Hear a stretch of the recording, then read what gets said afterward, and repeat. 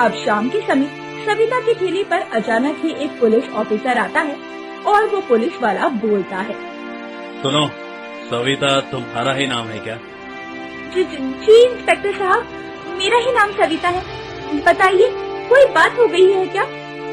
सविता, तुम तो गुपचुप और चाट बेचती हो। मैंने सुना है कि उसमें मिलावट करती हो। बहुत सारे लोगों का तुम्हारा गुपचुप और चाट खाकर पेट खराब हो गया है। कई लोगों की तबीयत तुम्हारी इस चाट को खाने की वजह से खराब हो गई है। इसलिए कुछ लोगों ने पुलिस स्टेशन जाकर कंप्लेंट की है। अब तुम्हें हमारे साथ पुलिस स्टेशन चलना होगा, वो भी अभी इसी वक्त। लेकिन इंस्पेक्टर साहब, मैं तो बहुत दिनों से बल्कि महीनों से ये गुपचुप और चाट बेचती हूँ। कभी कोई भी शिकायत नहीं आई। अगर ऐसा होता तो कोई तो ग्राहक आकर मुझसे इस बारे में शिकायत करता। मैंने अपने गुपचुप और चाट में कुछ भी मिलावट नहीं की है साहब। इसका फैसला तो पुलिस स्टेशन जाने के बाद ही होगा। ये सब कुछ मैं तुम्हें अभी यहाँ पर नहीं बता सकता। तुम्हारे गुपचुप और चाट के सैंपल की जांच भी होगी, तभी पता चल पाएगा कि तुम सच बोल रही हो या झूठ। सैंपल की जांच के बाद सब सामने आ जाएगा।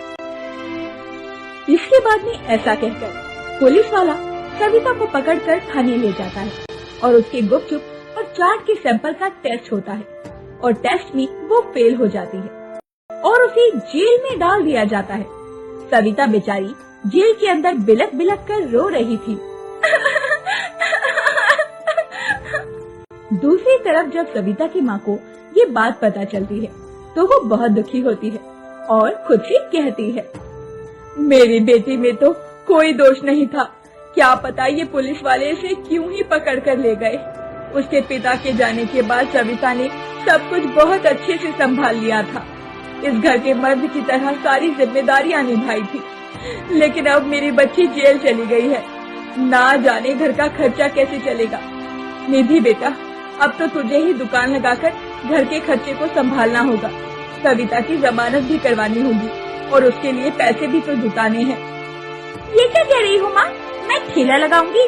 मुझे तो धूप में काम करने की आदत नहीं है, तो मैं ये काम कैसे कर सकती हूँ? और फिर? क्या बेटा, क्या फिर?